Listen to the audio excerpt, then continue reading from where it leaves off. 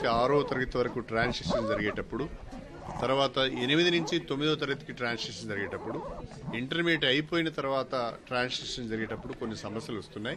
కొన్ని రాష్ట్రాలలో, కొన్ని ప్రాంతాలలో, కొన్ని తెగలల్లో ఇప్పటికి కూడా బాల్య వివాహాలు అమల్లో ఉన్నాయి.